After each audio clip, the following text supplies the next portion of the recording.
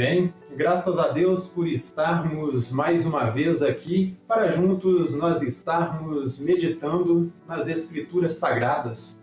Eu cumprimento a todos que estão aqui presentes com a graça e a paz do nosso Senhor e Salvador Jesus Cristo.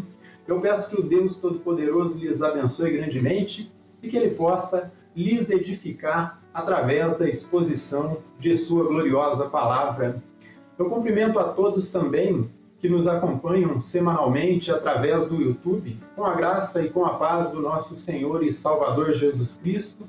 Peço que o Deus Todo-Poderoso lhes abençoe grandemente também e que vocês possam ser edificados através da exposição da Palavra de Deus, clara, pura e simples. Tendo dito isto, eu peço que quem estiver com a sua Bíblia, abra comigo no capítulo 20 do livro das Revelações, a partir do versículo 1 até o versículo 6, que foi o texto base do sermão do culto passado, só que hoje eu vou me ater apenas uma posição aí com relação ao milênio. Mas acompanhem comigo a leitura da Palavra de Deus no capítulo 20 do livro das Revelações, do livro do Apocalipse, a partir do versículo 1 até o versículo 6, e diz assim: Então vi descer do céu um anjo, tinha na mão a chave do abismo e uma grande corrente. Ele segurou o dragão, a antiga serpente, que é o diabo, Satanás, e o prendeu por 1000 anos. Lançou-o no abismo, fechou-o e pôs selos sobre ele, para que não mais enganasse as nações, até se completarem os 1000 anos. Depois disto, é necessário que ele seja solto pouco tempo. Vi também tronos, e nestes sentaram-se aqueles aos quais foi dada a autoridade de julgar. Vi ainda as almas dos decapitados, por causa do testemunho de Jesus, bem como por causa da palavra de Deus, tantos quantos não adoraram a besta, nem tampouco a sua imagem, e não receberam a marca na fronte e na mão, e viveram e reinaram com Cristo durante 1000 anos. Os restantes dos mortos não reviveram até que se completassem os 1000 anos. Esta é a primeira ressurreição. Bem-aventurado e santo é aquele que tem parte na primeira ressurreição. Sobre estes a segunda morte não tem autoridade, pelo contrário, serão sacerdotes de Deus e de Cristo, e reinarão com ele os 1000 anos. Amém? Lemos até aqui as Escrituras Sagradas. Desta forma, meus irmãos, João ele descreve como será executado o aprisionamento de Satanás, e deste modo o inimigo ele é preso não com uma corrente literal, sendo ele um espírito, seu aprisionamento ele é espiritual, onde o Eterno aplicará um impedimento total e completo nas atividades malignas de Satanás e de todos os seus anjos caídos. E deste modo, ele operará uma restrição completa no engano que Satanás ele tem operado há milênios, e eu posso dizer há eras. Por esta razão, o que é descrito aqui é um período pleno aí de paz aqui na terra, um período de prosperidade, um período em que Jesus Cristo ele estará reinando fisicamente, literalmente sentado no trono de Davi, com a sua sede na cidade de Jerusalém, ali na terra de Israel. Então será um reinado físico do Senhor Jesus Cristo. Período esse que nós chamamos aí de milênio, que foi o que nós estivemos estudando no culto passado. 1000 anos de paz, 1000 anos de justiça, sem nenhuma influência de Satanás e tampouco dos seus anjos caídos, que é o que nós vemos em Isaías, no capítulo 11, a partir do versículo 1 até o 10. Abram comigo aí em Isaías, no capítulo 11, de versículo 1 até o 10, que são os textos aí que nós mais conhecemos, que falam a respeito deste reino terreno literal e físico do Senhor e Salvador Jesus Cristo. A primeira coisa que o profeta Isaías ele aponta, que da linhagem de Jessé, aí, da linhagem de Davi, surgiria um renovo aí, que é o Messias. Ó. Do tronco de Jessé sairá um rebento, e de suas raízes um renovo. Repousará sobre ele o Espírito do Senhor, o Espírito de sabedoria e de entendimento, o Espírito de conselho e de fortaleza, o Espírito de conhecimento e de temor do Senhor. Com estas palavras aqui, meus irmãos, o profeta Isaías, ele está profetizando, cerca de 700 anos antes aí da primeira vinda de Cristo, quais seriam as características do Messias, quais seriam as características do rei de Israel e do rei de toda a humanidade. E ele diz que é um rei justo, um rei perfeito. Ele segue dizendo aqui, ó, deleitar-se-á no temor do Senhor, não julgará segundo a vista dos seus olhos, nem repreenderá segundo o ouvir dos seus ouvidos, mas julgará com justiça os pobres e decidirá com equidade a favor dos mansos da terra, ferirá a terra com a vara de sua boca e com o sopro dos seus lábios matará o perverso. Então, pelo que Isaías descreve aqui, esse governante que governará o planeta Terra nesse período aí de 1000 anos que nós estamos falando hoje, é um rei que será da linhagem de Davi, portanto tem que ser um judeu. Em segundo lugar, esse rei, ele tem que ter o Espírito de Deus sobre ele, tem que ser o ungido de Deus.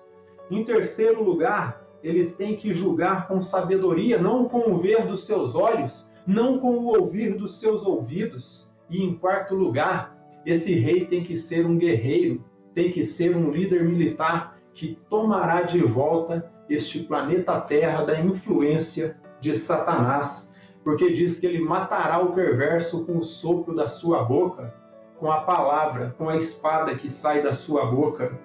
A justiça será o cinto dos seus lombos e a fidelidade o cinto dos seus rins. E aqui, a partir do versículo 6, Isaías ele começa a descrever o que o governo, a administração do Messias, do Senhor e Salvador Jesus Cristo, operará no planeta Terra, qual será o resultado da administração deste rei tão perfeito e poderoso que é Jesus Cristo.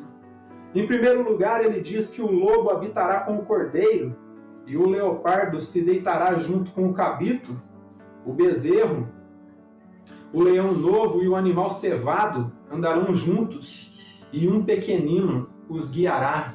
E desta forma, coisas que não são possíveis hoje, porque o lobo, desta forma que nós vemos hoje na atualidade aí na natureza, ele devoraria o cabrito, ele devoraria a ovelha, ele devoraria o cordeiro, e portanto, ele devoraria até o próprio menino que tentasse guiá-lo. Mas como será um período perfeito de paz, da plenitude do Deus Todo-Poderoso habitando novamente no meio do seu povo, isso não mais ocorrerá. Já não terá nenhum tipo de problema. No verso 7 ele diz, ó, a vaca e a ursa pastarão juntas. No momento em que nós vivemos, se você soltar uma ursa num rebanho de gado, o gado será totalmente devastado, a ursa irá devorá-los. Então pastarão juntas e as suas crias juntas se deitarão. O leão comerá palha como o boi. E aqui é uma inversão do que temos na atualidade.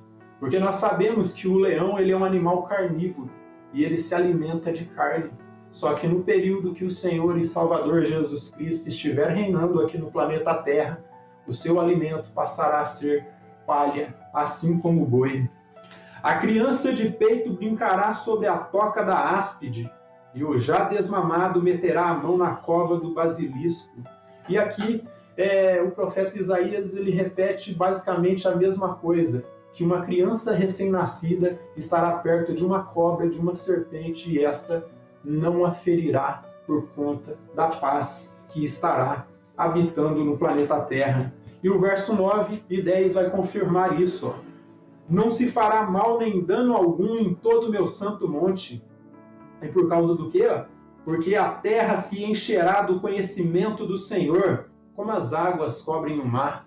Então, por que o planeta Terra estará cheio do conhecimento da glória do Senhor? nada disso que ocorre hoje de violência, de maldade, de pecado, já não estará acontecendo mais. Naquele dia recorrerão as nações à raiz de Jessé, ao Senhor Jesus, que será posta por estandarte dos povos. Estandarte aqui é a bandeira, que será posto como fundamento de todos os povos. A glória lhe será a morada, porque o Senhor Jesus Cristo, neste dia, quando ele estiver entronizado, ele será de fato glorificado como o que ele é, como o Rei dos Reis e como o Senhor dos Senhores, como o Deus Todo-Poderoso. O nosso irmão Michael Wilcock, ao comentar essa sessão, ele diz algo bastante significativo aqui, eu gostaria de compartilhar com vocês. Ele diz assim, pelo que tudo indica, o milênio ainda não chegou. A televisão, o rádio e os jornais nos relembram diariamente, não com essas palavras, que Satanás está vivo e ativo em nosso planeta.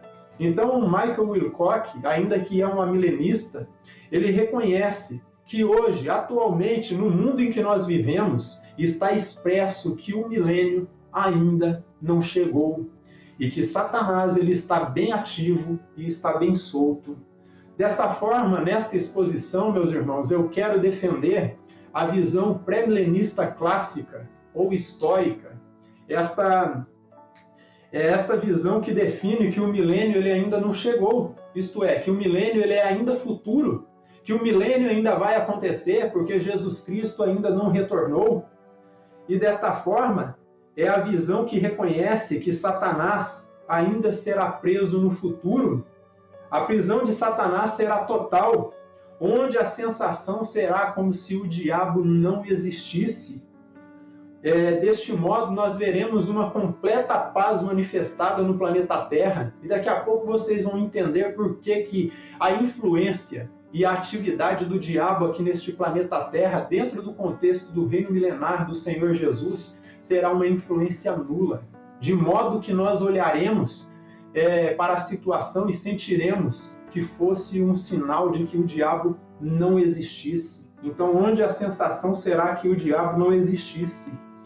Onde a primeira ressurreição, que é mencionada aqui, é uma ressurreição física, onde só os justos ressuscitam para a vida eterna, para reinar com Cristo durante os 1000 anos. E desta forma, eles ressuscitam para estar no milênio com Cristo. A segunda e última ressurreição é a que está reservada para os ímpios. E essa última ressurreição, ela é posterior ao milênio, de acordo com o que está escrito aqui no texto em que estamos analisando. Então, é a ressurreição que está reservada para os ímpios, depois do milênio, para o juízo final diante do trono branco. Mas agora eu quero que vocês olhem comigo para os versículos de 1 até o 3 do capítulo 20, que é a parte em que nós encontramos o apóstolo João ele relatando como será a natureza do aprisionamento de Satanás. Então veja o que está dito aqui. Observem comigo a leitura deste texto. Então vi descer do céu um anjo, tinha na mão a chave do abismo e uma grande corrente. Ele segurou o dragão, a antiga serpente, que é o diabo, Satanás, e o prendeu por 1000 anos. Lançou-o no abismo, fechou-o e pôs selos sobre ele, para que não mais enganasse as nações, até se completarem os 1000 anos. Depois disto é necessário que ele seja solto pouco tempo. Então, como dito, meus irmãos, esses versos aqui definem e expressam como será a natureza do aprisionamento de Satanás. E para nós entendermos com clareza o que o apóstolo João ele está querendo dizer, é necessário fazermos uma análise exegética do texto antigo de acordo com as leis e regras gramaticais da língua em que foi escrita, de acordo com o contexto em que o apóstolo João estava vivendo. O contexto em que ele estava vivendo era um contexto em que o Império Romano havia dominado boa parte do mundo conhecido. Eles viviam constantemente ali em guerras e em perseguições, e desta forma era um período muito hostil para os cristãos.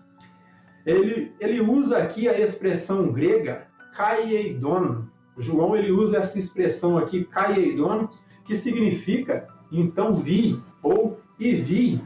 Esta frase sugere continuidade cronológica nas visões registradas, o que indica que o capítulo 20, meus irmãos, acontece logo que Cristo retorna em seu segundo advento, em sua segunda vinda.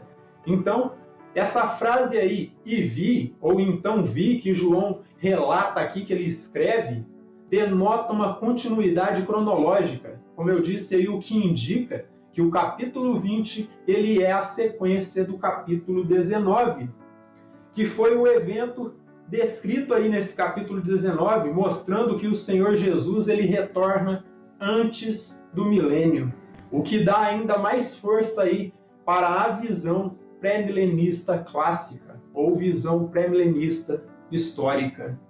Nestes versos, João ele vê novamente um personagem, meus irmãos, que já havia aparecido no capítulo 9, versículo 1 do livro das Revelações, e trata-se do anjo que tem a chave do poço do abismo. E a chave aqui que esse anjo possui é um símbolo para a autoridade, significa autoridade. Portanto, este anjo que João ele vê descendo aí do céu é o anjo que tem domínio, que tem autoridade sobre o poço do abismo. E, portanto, ele é o diretor desse lugar onde estão presos os anjos caídos. Como diz aí o apóstolo Pedro em sua segunda carta, no capítulo 2 e versículo 4. Abra comigo aí na segunda carta de Pedro, no capítulo 2 e versículo 4. Segundo de Pedro, capítulo 2 e versículo 4, diz assim, Ora, se Deus não poupou os anjos quando pecaram, antes precipitando-os no inferno, os entregou a abismos de trevas, reservando-os para o juízo. Então esses anjos estão presos no abismo, aguardando o dia do juízo final. Alguns serão soltos no período da grande tribulação, outros continuarão ali, mas o fato é que o abismo existe como um cárcere que foi criado para o diabo e para os seus anjos. E trata-se aí do inferno. João nos diz que esse anjo ele possui uma grande corrente. A palavra grega que foi traduzida aí por corrente, ela dá a ideia de uma algema que aprisiona ou que prende o prisioneiro junto à parede da cela, e nesse sentido ele fica totalmente limitado de sair dali de dentro. Então, João nos diz que esse anjo possui uma grande corrente, e como eu disse aí, a palavra grega que foi traduzida aí como corrente dá a ideia de uma algema que prende o prisioneiro junto à parede de sua cela. Portanto, refere-se a um controle absoluto do preso, uma restrição plena. E deste modo, o aprisionamento de Satanás é um aprisionamento pleno, porque ele não só está encarcerado de acordo à visão aqui, mas também está preso junto à parede de sua cela. Mas não entenda isso como um aprisionamento literal. Como eu disse para vocês aí, Satanás ele é espírito. E não tem como, meus irmãos, você prender um espírito com uma algema, mas sim restringi-lo totalmente, tirar toda a sua autoridade, que é o que o Eterno fará com ele ali. Então, é uma restrição plena. Sendo assim, se o sujeito recebeu um aprisionamento deste aspecto, significa que a sua influência é nula. E é isso que vai acontecer no milênio. Ele será totalmente anulado, o seu poder não terá mais nenhum tipo de influência. Um selo foi colocado sobre ele, a mesma coisa que foi feita com o Senhor Jesus quando foi colocado ali no sepulcro. Um selo ali do imperador foi colocado bem naquela rocha, naquela pedra que foi colocada como porta do sepulcro, para que não fosse violado. E esse selo significava autoridade também, demonstrando que se alguém violasse aquele selo ali, estaria em maus lençóis. Então, isso significa que Satanás ele está selado ali, está preso dentro da sua cela. além do anjo prender Satanás dentro da cela, ele trancou as portas do cárcere. A palavra grega que João usa aqui para se referir a prendeu, que é a palavra que está aqui no texto em que nós estamos usando, é kratel. E esta palavra, ela dá a ideia de prender ou de agarrar, o que aponta para um domínio total, que sugere que sua prisão é uma limitação de todas as suas atividades malignas.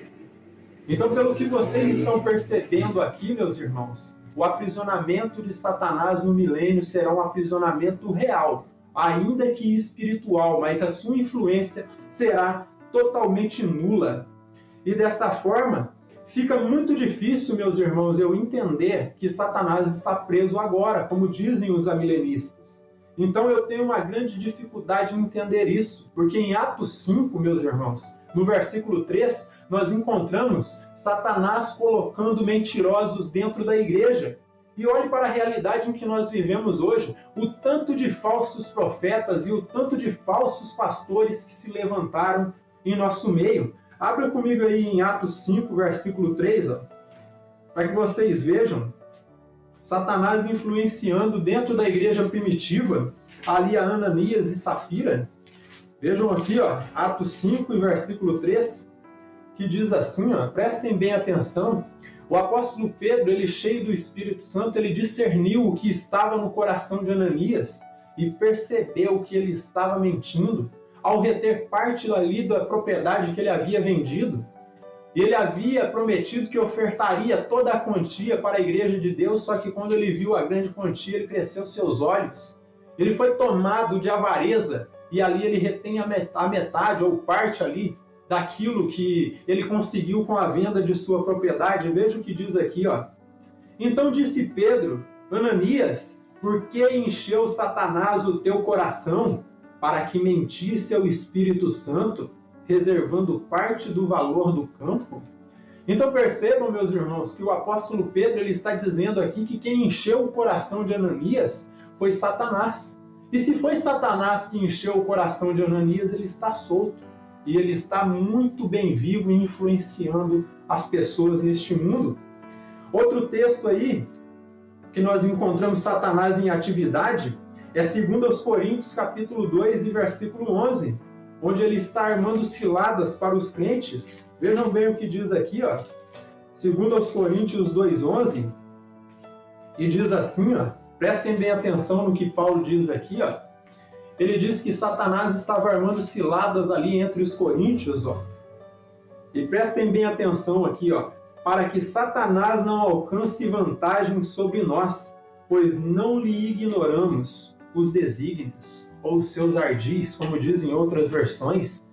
Então perceba que Satanás, ele arma ciladas para os crentes, e se um indivíduo está armando ciladas para o outro, é porque ele está bem solto, ele está planejando, ele tem liberdade para estar agindo. Então vemos o adversário armando ciladas. Tiago, o irmão do nosso Senhor e Salvador Jesus Cristo, no capítulo 4, versículo 7, ele diz que nós devemos resistir ao diabo e que nós devemos aí nos manter debaixo da influência do Espírito Santo para que assim consigamos vencer toda a influência maligna. Então diz que nós devemos resistir ao diabo. E por fim, o alerta de Pedro em sua primeira carta, no capítulo 5, versículos 8 e 9. Então aqui em 1 Pedro, no capítulo 5, versículo 8 e 9, Pedro ele nos alerta que o diabo ele anda ao derredor, rugindo como um leão, buscando a quem ele possa devorar. Vejam bem o que ele diz aqui, prestem bem atenção no alerta do apóstolo Pedro. E se um indivíduo está à espreita, buscando a quem possa tragar, a quem possa devorar, a quem possa enganar, é porque ele está por aí. Sua influência é real, sua influência é verdadeira, ele não está preso no momento. Não há como, biblicamente, nós dizermos que a influência de Satanás está retida, porque não está. Ele está agindo hoje. Veja o que diz aqui, Segundo 1 Pedro, capítulo 5, versículos 8 e 9. Sede sóbrios e vigilantes, o diabo, vosso adversário, anda em derredor, como um leão que ruge, procurando alguém para devorar. Então ele está ao derredor, está procurando alguém para devorar. Resisti-lhe firmes na fé, certos de que sofrimentos iguais aos vossos estão se cumprindo na vossa irmandade espalhada pelo mundo. E aqui Pedro ele faz referência à perseguição que eles estavam enfrentando naquele período, que, como eu disse, o contexto em que os apóstolos viviam era um contexto de perseguição, um contexto de tribulação. Então Pedro está nos alertando que Satanás ele está ativo hoje, ele não está limitado, ele está ao derredor buscando a quem possa devorar. Sendo assim, eu posso dizer para vocês que definitivamente o diabo não está preso. Ele não está preso hoje, mas a Escritura diz que ele estará no futuro. E para fechar, a Bíblia diz que atualmente o diabo ele cega os olhos do entendimento dos incrédulos, lá em 2 Coríntios 4,4, depois vocês podem ler essa escritura, 2 Coríntios 4,4, que diz que Satanás ele cegou o entendimento dos incrédulos. Então, se ele está cegando, se ele está enganando, é porque ele está em atividade. Abra comigo aí em 2 Timóteo, no capítulo 2, e versículo 26, onde nós encontramos aqui também o mesmo Paulo, ele dizendo que Satanás ele mantém os ímpios cativos no pecado.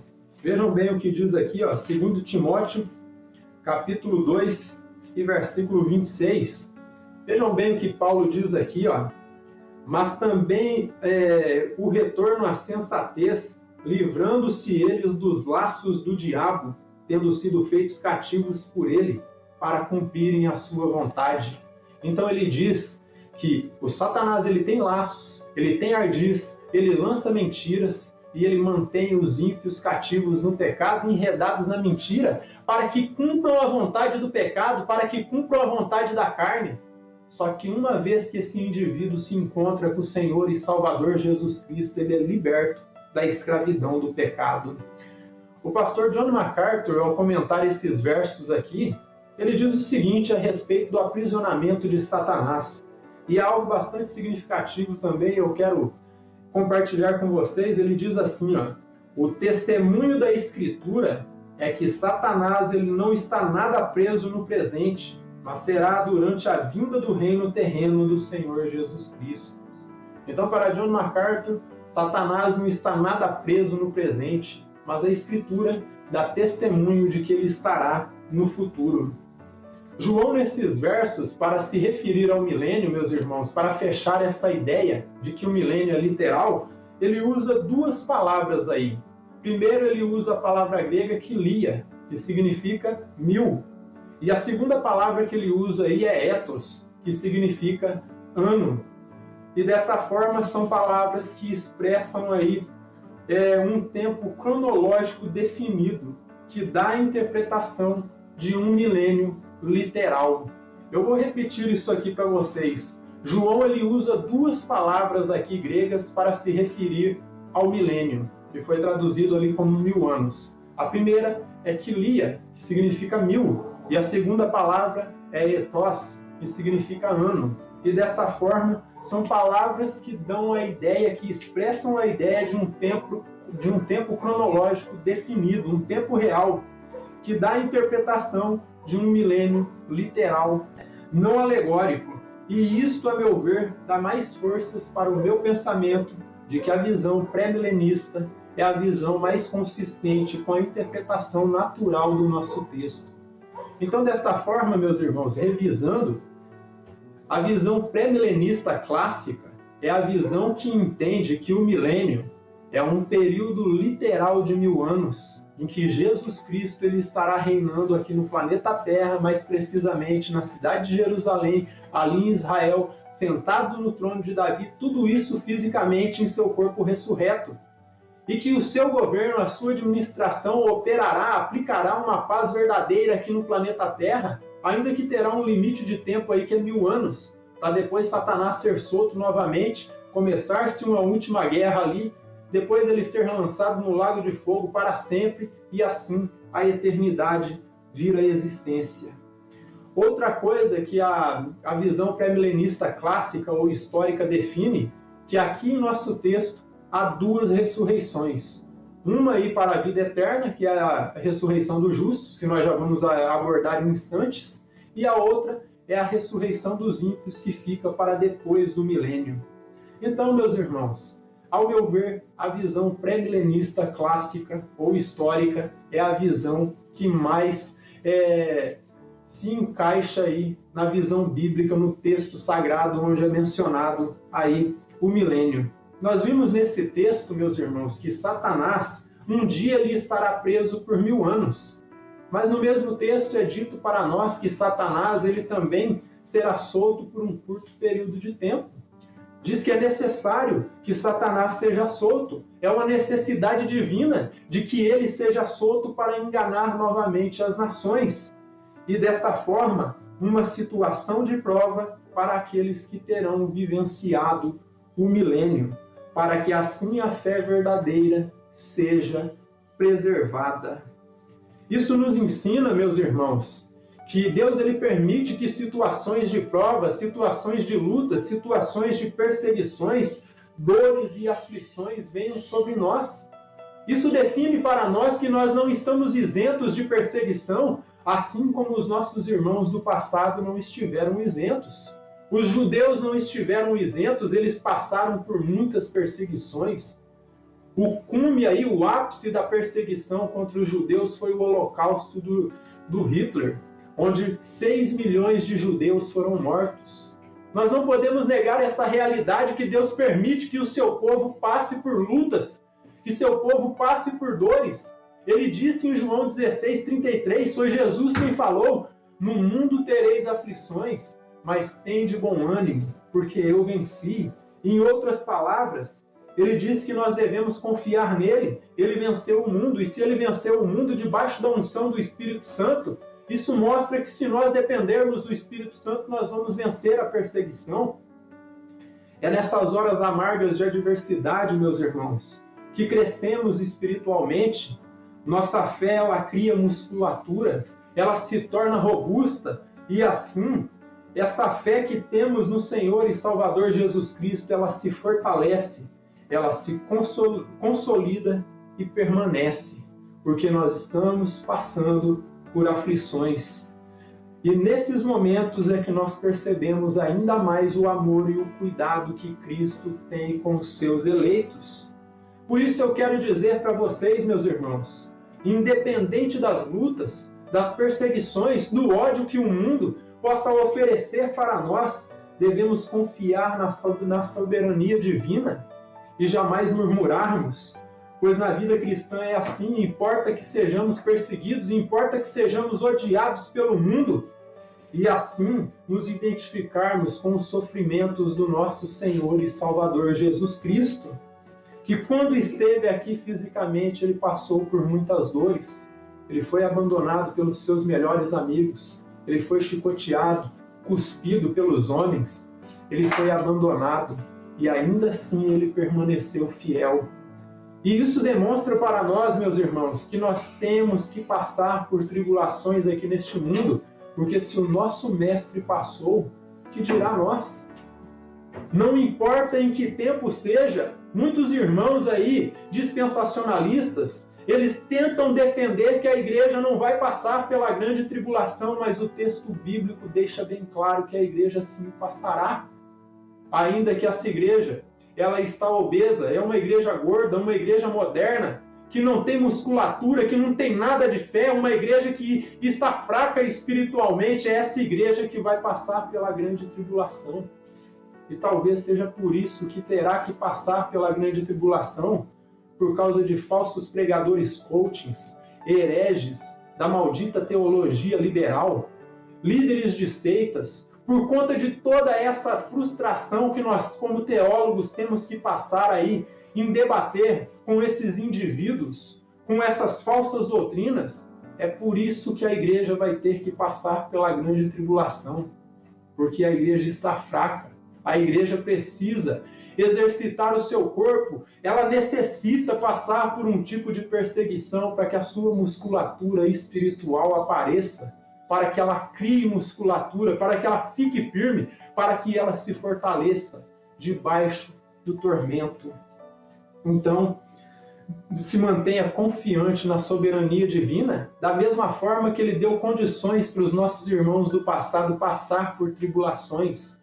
Ainda que esta igreja está fraca, ainda que esta igreja moderna muitas vezes tem negado o verdadeiro evangelho, é essa igreja que vai passar.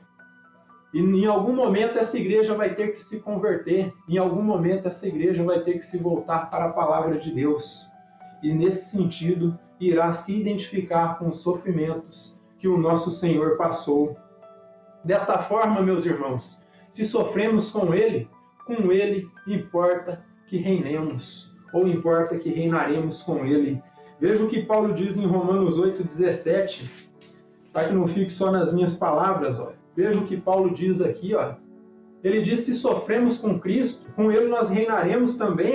Vejam bem o que diz aqui, Romanos 8,17. Ora, se somos filhos, somos também herdeiros, herdeiros de Deus e co-herdeiros com Cristo. Se com Ele sofremos, também com Ele seremos glorificados. E em 2 Timóteo, no capítulo 2, versículo 11 até o 13, Paulo ele também diz algo mais com relação a isso. Vejam bem o que diz aqui. 2 Timóteo, capítulo 2, 2 Timóteo, capítulo 2, versículo 11 até o 13. Ele diz assim, fiel é esta palavra, se já morremos com Ele, também viveremos com Ele. Se perseveramos, também com Ele reinaremos. Se o negamos, Ele por sua vez nos negará. Se somos fiéis, Ele permanece fiel, pois de maneira nenhuma pode negar-se a si mesmo. Então importa, meus irmãos, que a igreja passe por tribulações, para que assim a igreja se fortaleça, para que a igreja se mantenha fiel, para que ela fique firme. Agora eu convido vocês também a olharmos para a segunda parte deste texto em que nós estamos meditando, é os versos 4 até os 6. Veja o que diz aqui os versos 4 até os 6. Vi também tronos, e nestes sentaram-se aqueles aos quais foi dada a autoridade de julgar. Vi ainda as almas dos decapitados por causa do testemunho de Jesus, bem como por causa da palavra de Deus, tantos quantos não adoraram a besta, nem tampouco a sua imagem, e não receberam a marca na fronte e na mão, e viveram e reinaram com Cristo durante 1000 anos. O restante dos mortos não reviveram, até que se completasse os 1000 anos. Esta é a primeira ressurreição. Bem-aventurado e santo é aquele que tem parte na primeira ressurreição. Sobre estes a segunda morte não tem autoridade. Pelo contrário, serão sacerdotes de Deus e de Cristo, e reinarão com Ele os 1000 anos. Então João ele vê os santos e as hostes celestiais aqui nesta visão, que muito bem podem ser os 24 anciãos ali da corte divina, e os crentes de todas as épocas sentados em tronos, logo após o aprisionamento de Satanás. E agora eles estão se preparando para tomar posse do reino juntamente com o Senhor e Salvador Jesus Cristo. E além dos 24 anciãos, que são os nossos representantes ali no céu, além dos crentes de todas as épocas que representam a igreja triunfante, podemos acrescentar aqui também, meus irmãos, os crentes que serão transformados. Então nós podemos acrescentar aqui os crentes que serão transformados nesse período em que o Senhor Jesus Cristo ele retornar. E desta forma, a igreja militante que está aqui nesta terra, ela se unirá junto com a igreja triunfante que está no céu para governar. Veja comigo aí 1 Coríntios, no capítulo 6, e versículo 2. 1 Coríntios, capítulo 6, e versículo 2, diz assim, ou não sabeis que os santos hão de julgar o mundo? Ora, se o mundo deverá ser julgado por vós, sois acaso indignos de julgar as coisas mínimas? E aqui o apóstolo Paulo está dizendo que, de acordo com a reta justiça, os crentes sim podem julgar pecados alheios, julgar coisas erradas que acontecem na igreja. E ele está dizendo, se vocês hão de julgar o mundo, se vocês hão de julgar os anjos caídos? Vocês acham que vocês são indignos de julgar as mínimas coisas? Então, desta forma, eu posso citar aqui para vocês, recentemente, meus irmãos, nós ouvimos aí que um grande pregador, um grande homem de Deus, muito conhecido no meio reformado, no nosso meio, ele caiu em um pecado gravíssimo. E desta forma, muitos estavam falando, não pode levar o dedo no ungido de Deus. Não pode julgar, não pode falar mal, não pode falar isso, não pode falar aquilo. E eu posso dizer para vocês, se ele pecou, ele deve ser disciplinado. E foi disciplinado. Recentemente nós ouvimos aí que ele foi excomungado de sua igreja. E desta forma, ele perdeu todos os seus direitos aí como pastor. E creio eu que dentro do contexto em que ele estava inserido, nunca mais ele poderá ser pastor. Porque o pecado em que ele caiu foi um pecado gravíssimo. Porque é necessário que o bispo seja marido de uma só mulher. E como ele caiu em adultério, ele já não é apto mais para ser pastor. Então, se nós vamos julgar o mundo, vamos julgar os anjos, coisas mínimas como essa, será que a igreja não tem autoridade para julgar? Sim, a igreja tem autoridade para julgar.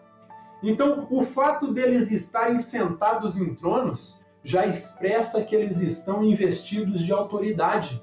Autoridade para julgar o mundo, julgar os anjos, julgar Satanás, o falso profeta, o anticristo e todos os seus seguidores. Então, eles estão investidos de autoridade. A sua identidade, como já apontado, nós identificamos como sendo os anciãos ali da corte divina, que são os 24 anciãos, e os crentes de todas as épocas, ressurretos e aqueles que vão ser transformados nesse período. Veja o que diz em Daniel, no capítulo 7 e versículo 27. Ali nós encontramos a base para entendermos que os santos reinarão. Veja aí Daniel 7, versículo 27, que diz assim, o reino e o domínio e a majestade dos reinos debaixo de todo o céu serão dados ao povo dos santos do Altíssimo. O seu reino será reino eterno, e todos os domínios o servirão e lhe obedecerão. E se nós andarmos um pouco mais aqui, no livro do Apocalipse, no capítulo 5 e versículo 10, nós encontramos também Jesus ele falando que fará dos seus eleitos reis e sacerdotes. Veja o que diz aqui, livro das Revelações, no capítulo 5, versículo 10, e para o nosso Deus os constituíste reino e sacerdotes, e reinarão sobre a terra. E mais um texto que reforça que o milênio é aqui na terra, que o milênio é literal. E se nós lermos ali o capítulo 2 também, do livro das Revelações, versículo 26 e 27, diz que ao vencedor será dada autoridade sobre todas as nações. E as nações se encontram na terra. E o vencedor aqui nós podemos dizer que é a igreja, é todo o corpo de crentes. E voltamos aqui também ao livro de Daniel, nós vamos encontrar ele falando mais a respeito disso. Daniel 7, versículo 9 e 10. Daniel capítulo 7, versículo 9 e 10, diz assim, continuei olhando até que foram postos uns tronos, e o ancião de dias se assentou. Sua veste era branca como a neve, e os cabelos da cabeça como a pura lã, e o seu trono eram chamas de fogo, e as suas rodas eram fogo ardente. Um rio de fogo manava e saía de diante dele, milhares de milhares o serviam, e miríades de miríades estavam diante dele. Assentou-se o tribunal, e se abriram os livros. E aqui nós vemos uma multidão de bilhões de anjos e bilhões de pessoas que vão estar ali diante do tribunal divino. E Daniel diz que os livros foram abertos, o supremo juiz estava sentado no seu trono ali para julgar toda a maldade. E esta cena aqui, meus irmãos, por suposto ocorre no período em que a segunda ressurreição for manifestada. Isso é depois do milênio. E para fechar aqui o contexto de Daniel, no versículo 22 do capítulo 7 é dito assim, até que veio o ancião de dias e fez justiça aos santos do Altíssimo, e veio o tempo em que os santos possuirão o reino. Então são textos, meus irmãos, que comprovam que o milênio é um reino de fato, literal e físico. João ele menciona, meus irmãos, uma primeira ressurreição. E ela não pode ser espiritual como alegam os amilenistas, por uma simples razão. Por um único detalhe aqui, os mártires da grande tribulação e os crentes de todas as épocas, quando morreram, eles já morreram crentes. Eles morreram em Cristo e morreram por Cristo. E sendo assim, eles já haviam sido convertidos. Portanto, essa ressurreição que aparece aqui não é uma ressurreição espiritual, não é uma ressurreição do pecado, mas é uma ressurreição física.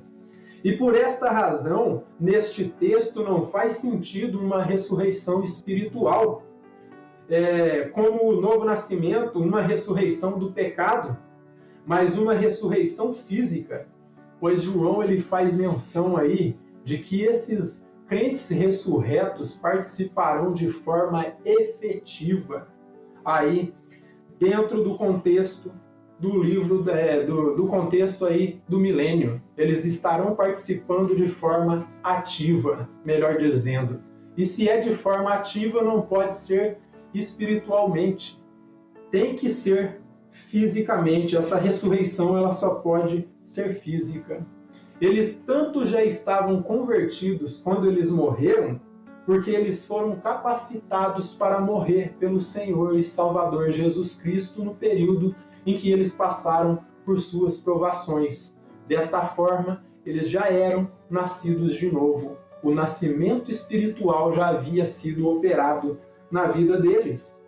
Então eles foram capacitados para dar as suas vidas por Cristo em meio às provações que eles enfrentaram. E por esta razão, essa ressurreição aqui, ela só pode ser física e antes do milênio, para que, assim como dito, eles possam participar de forma ativa do milênio. Essa é a ressurreição dos justos, que nós encontramos em Lucas, no capítulo 14, versículo 14. Veja o que diz aqui em Lucas 14 e versículo 14.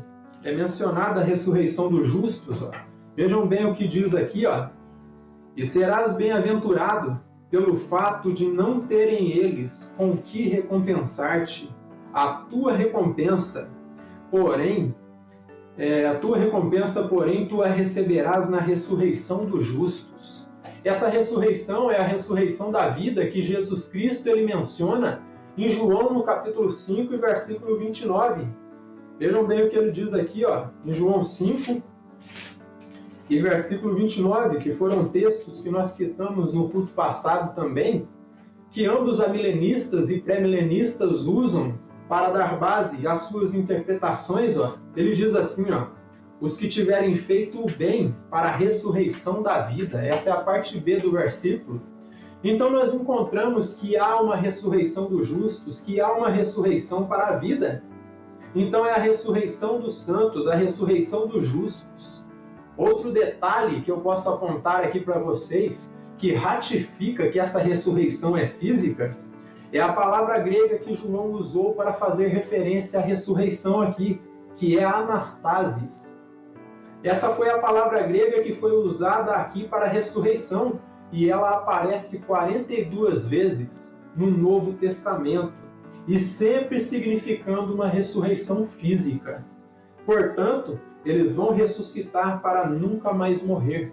E por isso é dito que o lago de fogo, que é a segunda morte, não tem autoridade sobre eles, porque eles ressuscitam para a vida.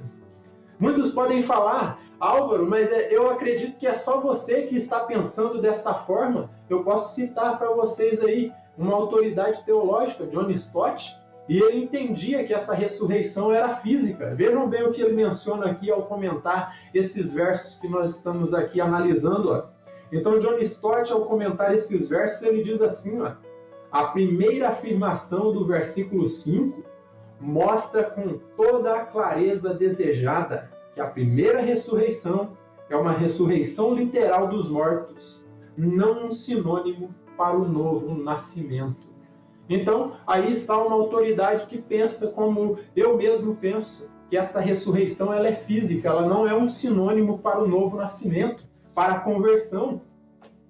Deste modo, dentro deste contexto, está claro que aqui há duas ressurreições. Uma para a vida, que é a ressurreição dos justos, e outra para a vergonha eterna, que é depois do milênio, que é aí para os ímpios, como está descrito lá em Daniel, no capítulo 12, e versículo 10, e versículo 2, que ele diz o seguinte, ele diz que uns ressurgirão para a vida eterna e outros para a vergonha, para o desprezo eterno. E para não ficar só em minhas palavras, tem outro erudito cristão que pensa que esta ressurreição é literal também. Nós encontramos aí nos comentários o George Eldon Ladd, ao comentar esses versos, ele interpreta a palavra grega ietsesan, traduzida como e receberam vida, e ressurgiram ou reviveram. Ele diz o seguinte, ao interpretar essa palavra aí, que é uma outra palavra para se referir à ressurreição. Eu mencionei anastasis, que é a ressurreição, e agora ietsesan, que significa aí e receberam vida, ressurgiram ou reviveram. E o George Eldon ele vai dizer assim, ó, a passagem faz sentido perfeitamente quando interpretada de maneira literal. Uma exegese natural e indutiva mostra que ietsesan se refere a uma ressurreição física. E outro que eu posso citar aqui, que também é a milenista. George Eldon Ladd é uma milenista e ele entende que essa ressurreição aqui só pode ser física. Deste modo, devido a estas razões, entendo que a visão aí pré-milenista clássica é a que mais se encaixa nas Sagradas Escrituras. E mais uma vez eu vou repetir para vocês, para ficar claro o que significa isto.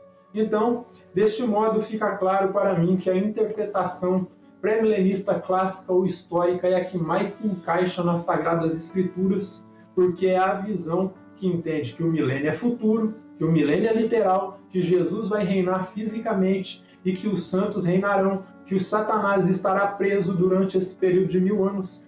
Tudo isso literalmente. E desta forma, um período de paz e de prosperidade estará manifestado no planeta Terra. Esses versos nos ensinam, meus irmãos, que a mesma morte que é lucro para nós, os eleitos, ela se torna perda para os ímpios. Pois o justo, quando ele morre, ele tem certeza de que estará para sempre com o Senhor e que no fim dos tempos ele irá ressurgir para a vida eterna. Já morrer para um ímpio se torna perda, pois ele viveu em pecado, ele jogou a sua vida inteira na lata do lixo, viveu separado de Cristo e quando morre, morre destinado à última ressurreição, que nós ouvimos aí, que é depois do milênio, e é uma ressurreição reservada para o juízo do grande trono branco. Então, quando ele morre, ele está destinado à ressurreição final, destinado a ressurgir e ser lançado e condenado no lago de fogo que arde como enxofre. Abra comigo em Mateus 16, 25 e 26.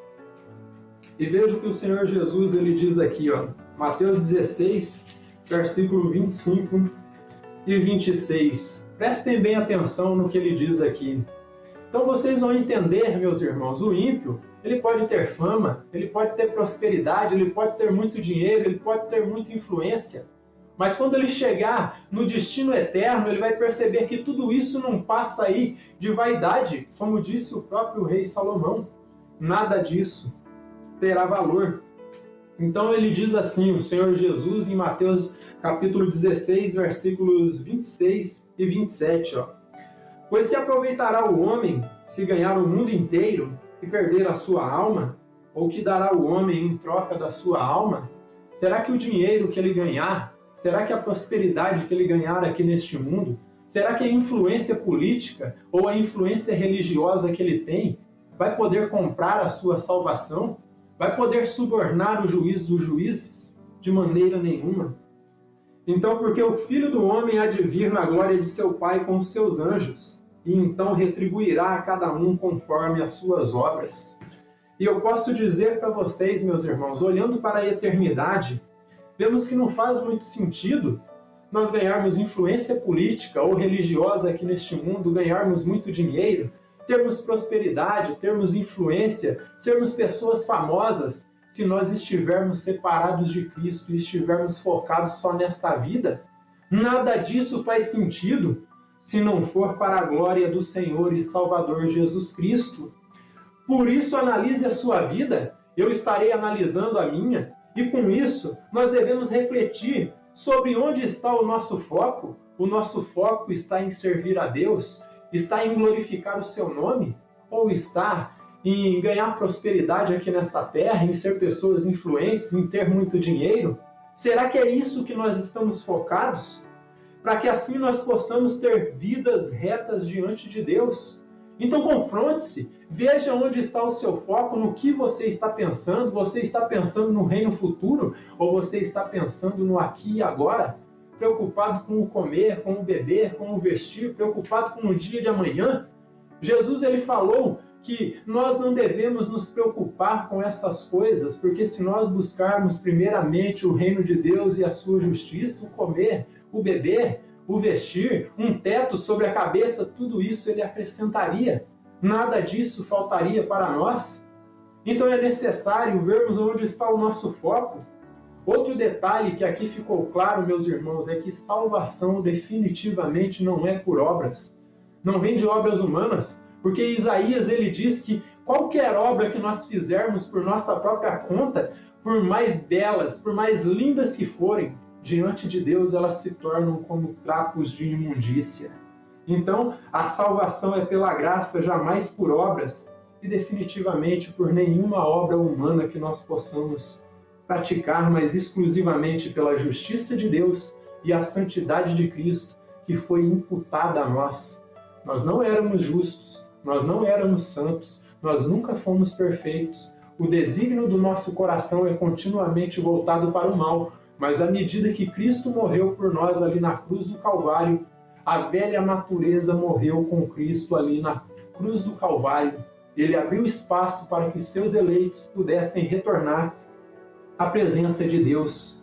E assim, ele nos fazer reis e sacerdotes. Então reflita sobre isso, meus irmãos. Tudo de bom que nós recebermos aí da parte de Deus não é por mérito humano. Isso tudo vem por meio do próprio Deus. Então, ele nos fez reis e sacerdotes, ele nos deu autoridade para julgar o mundo, julgar as nações, julgar os anjos, julgar as coisas mínimas.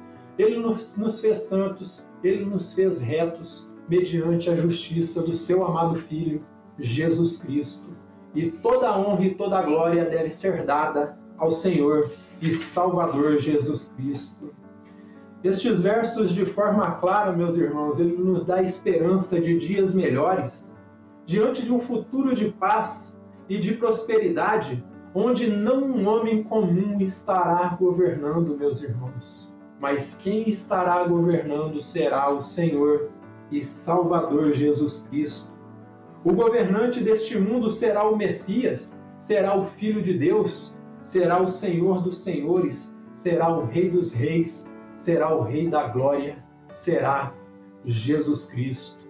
E deste modo, quando lá nós estivermos, meus irmãos, vivenciando todo esse poderoso milênio onde o Senhor e Salvador Jesus Cristo estará reinando, nós poderemos olhar para trás e fazer uma retrospectiva e pensar no seguinte: passamos por toda a corrupção humana, vivenciamos aqui nesta terra juízes corruptos, políticos corruptos, pastores corruptos, falsos profetas, líderes de seitas, teólogos liberais, pregadores coachings, falsos cristãos, pessoas que vestiam máscaras.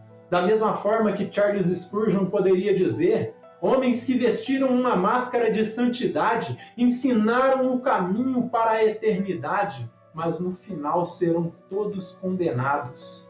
Porque ele disse o seguinte, Charles Spurgeon: o homem pode ensinar muito bem as Escrituras, pode encaminhar as pessoas para o céu, mas se ele tem algum pecado escondido, ele pode encaminhar as pessoas para o reino de Deus, Jesus Cristo pode nunca tirar ele aí do púlpito em vida, como aconteceu com esse outro irmão que eu estava citando aí para vocês.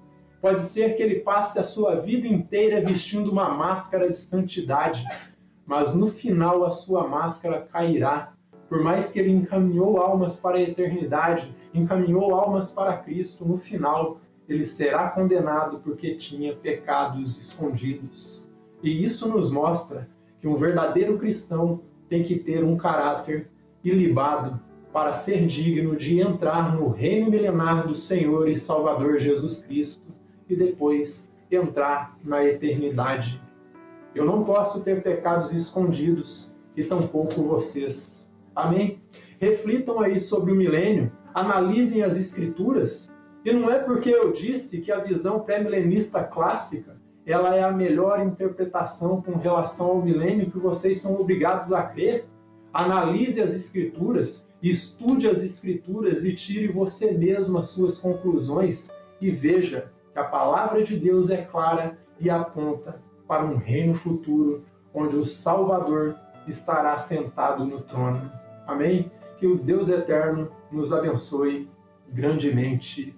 Agradeço a atenção de todos, agradeço aos irmãos que nos acompanham semanalmente através do YouTube. Eu peço que você não se esqueça de deixar o seu like ou o seu dislike e que você possa aí compartilhar com seus irmãos em Cristo para que essa mensagem possa chegar a outras pessoas e da mesma forma que abençoou a tua vida, possa abençoar a vida de outros irmãos. Desde já fica aqui o meu agradecimento e que Deus continue abençoando a todos.